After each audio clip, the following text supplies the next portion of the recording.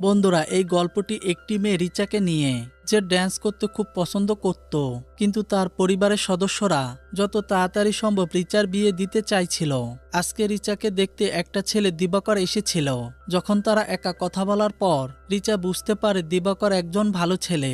শিগগিরই তাদের বিয়ে হয়। রিচা বিয়ে করে দিবাকরের বাড়িতে আসে। সে তার নতুন জীবন নিয়ে খুব এক্সাইটেড, কিন্তু বিয়ের দ্বিতীয় দিন থেকেই সে রান্নাঘরের কাজ শুরু করে।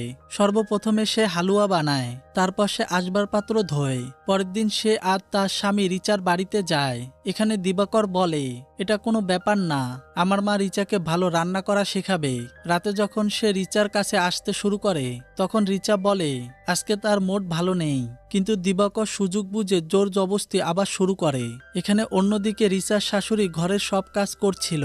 সকালে রিচাও তাকে এই সব কাজে সাহায্য করতে শুরু করে। এই বাড়িতে একদিকে যেখানে পুরুষরা তাদের আরামে জীবনযাপন করছে, অন্যদিকে মহিলারা দাসীর মতন সব কাজ করছে। তারপর দিবাকর স্নান করে রিচাকে ডাকে, তার কাছে নিজের পোশাক চায়। রিচা ব্যাপারটা খুব অদ্ভুতভাবে দেখে। সে নিজের পোশাকও নিতে পারে না। সে এবং তার বাবা খাবার খাওয়ার সময়ও এই ধরনের অর্ডার দিত। তারা তাওয়া থেকে নতুন করে বের করা রুটিও চাইতো। রিচা এবং তার শাশুড়ি তাদের খাবার খাওয়ার পরে খাবার খেত। এই ফ্রি হওয়ার পর রিচা তার ড্যান্স ক্লাসে ভিডিও কল করেছিল। সেই লোকেরা তাকে ক্লাসে ডাকছিল, কিন্তু বাইরে রিচার শাশুড়িকে তার প্রেগনেন্ট মেয়ে ডাকছিল।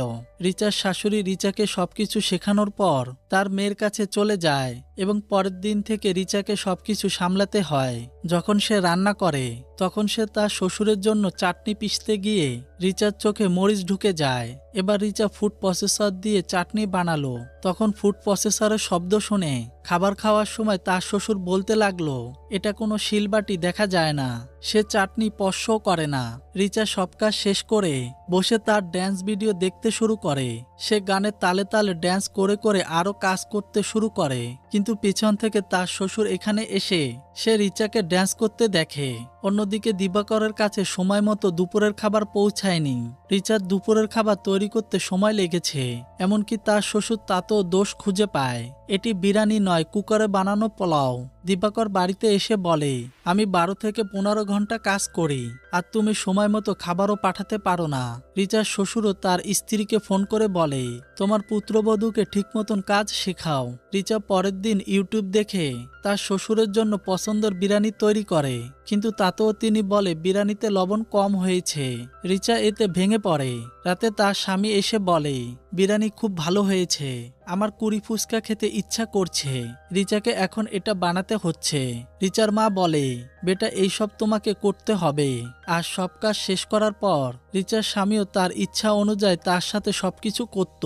অন্যদিকে তার শ্বশুর মেশিনে ধোয়া কাপড় পছন্দ করতেন না এবং তিনি রিচাকে হাতে ধুতে বাধ্য করে। পরের দিন রিচা রান্নাঘরে একটি পাইপ ফুটা দেখতে পায়। সে বিষয়টি তার স্বামীকে জানায়, কিন্তু সে কিছুই করেনি। রিচা দিবাকরের সাথে তার ড্যান্স ক্লাসে সম্পর্কে কথা বলে, কিন্তু সে তাতেও মনোযোগ দেয়নি। পরের দিন যখন রিচার পিরিয়ড আসে, তখন এই কথা শুনে দিবাকর হতবাক হয়ে যায়, কারণ সে তো রিচাকে প্রেগনেন্ট করতে চায়। সে রিচাকে বলে, এখন কয়েকদিন রান্নাঘরে যেও না, তুমি বিশ্রাম নাও। তার ঘরের কাজ করার জন্য তার হসপিটাল থেকে একজন ঝাড়ুদাকে পাঠায়। রিচা তাকে জিজ্ঞাসা করে, তিনি কি একজন মেড দিতে পারবে? সেই মহিলাটি বলে, না, এখানে কেউ কাজ করতে চায় না। তোমার পরিবারের সদস্যরা অনেক খেসর খেসর করে, যেমনটা আমার সাথে ঘরের লোকেরা করে। এই মহিলা পরবর্তী কয়েকদিন দিবাকর এবং তার বাবাকে খাওয়াতো। রিচা বসে তার ড্যান্স ভিডিও দেখছিল। সে ইতিমধ্যে এক জায়গায় ড্যান্স টিচারের জন্য অ্যাপ্লাই করেছে। রিচার পিরিয়ড শেষ হওয়ার পর এই ড্যান্স টিচারের বিষয়টি তার স্বামী এবং তার শ্বশুরকে জানায়, কিন্তু তারা দুজনেই সরাসরি মানা করে দেয়। তার শ্বশুর বলে, এই চাকরি আমাদের পরিবারের জন্য সঠিক নয়। তো পরের দিন তাদের বাড়িতে কিছু আত্মীয় আসে। তারা আসার সাথে সাথে তারা তাদের নিজস্ব ডিমান্ড জানায়। একজন চা চায়, একজন শিকাঞ্জি চায় এবং অন্যজন গরম কফি চায়। রিচা এসব বানায় আর তারা ড্রিঙ্ক খুলে বসে পড়ে। এই আত্মীয়রা রিচার তৈরি শিকাঞ্জির ত্রুটিগুলো তুলে ধরে, আর খাবার রান্না করা সত্ত্বেও এই লোকেরা আলাদাভাবে স্পেশাল খাবার ডিমান্ড করে। রিচা এইসব কাজ করে।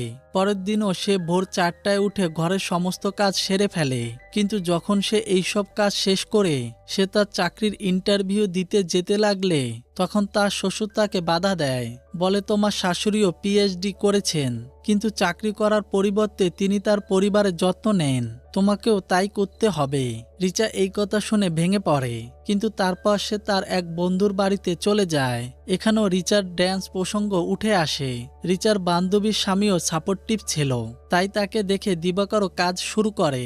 এখন এটা দেখে ড্রিনের নেশায় রিচা বলতে শুরু করে, খাবার টেবিল থেকে উঠতে হয় না, তার জন্য আমি একজন স্বাধীন কাজের মেয়ে। দিবাকর এইসব শুনে রেগে যায়।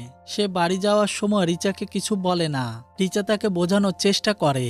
দিবাকর রিচাকে সরি চাইতে বলে। তারপর সে আবার সরাসরি রিচার উপর উঠে যায়। তো পরের দিন দিবাকর দিনের বেলায় আবার এই কাজ করতে শুরু করে। তখন রিচা তাকে থামিয়ে দেয়। সে বলতে শুরু করে, তুমি আমার কথাও শোনো না, না তুমি আমার সাথে ভালোবাসার সাথে কথা বলো, তুমি শুধু আমার উপর উঠে যাও, শেষ হওয়ার পর নেমে যাও, আমার ইচ্ছার কি হবে? দিবাকর এই কথা শুনে রেগে বলে, মনে হচ্ছে তোমার ইচ্ছার পূরণের অনেক অভিজ্ঞতা আছে। পরের দিন তাদের বাড়িতে দিবাকরের বুয়া আসে। সে রান্নাঘরের জগা খিচুড়ি দেখে রিচাকে বলতে শুরু করে, আমি রান্না করতে খুব পছন্দ করি, যার উপর রিচা তাকে তার ড্যান্স ভিডিও দেখায়। আমিও ড্যান্স করতে খুব পছন্দ করি। তো পরের দিন কোরবাচৌথ দিন আসে, যেখানে এই বুয়ার ওষুধ না খাওয়ার কারণে মাথা ঘোরাচ্ছিল, কিন্তু সে ওষুধ খায় না। সে রিচাকে বলে, তুমিও ভুল করে কিছু খেও না, আমি শুনেছি তোমার রান্না করার সময় খাবার খাওয়ার বদ অভ্যাস আছে। সন্ধ্যায় দিবাকর রিচাকে তার ড্যান্স ভিডিওগুলি ডিলিট করতে বলে, এইসব ভালো দেখাচ্ছে না, কিন্তু রিচা তা করে না। তুমি যদি এটা না করো তাহলে তুমি কি করবে?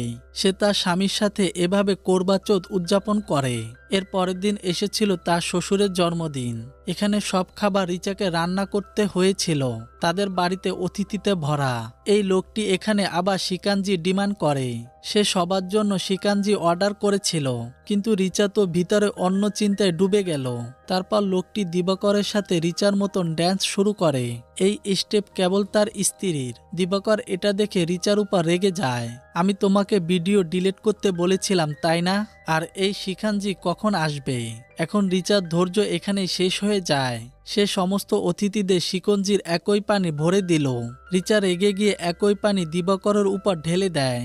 সে গাড়ি নিয়ে সেখান থেকে চলে যায়। কিন্তু তার মা তখনও বলছিলেন, বেটা এত ছোট বিষয়ের জন্য রাগ করো না।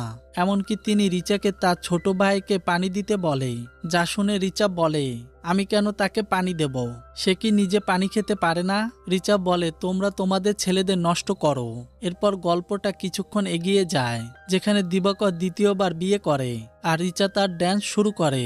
আর বন্ধুরা, এখানেই আমাদের গল্প শেষ হয়। তোমরা এই গল্প সম্পর্ক নিয়ে কি মনে করো তা কমেন্ট করে তোমাদের মতামত জানাও। ভিডিওটি লাইক করতে এবং চ্যানেলটি সাবস্ক্রাইব করতে ভুলো না। ধন্যবাদ।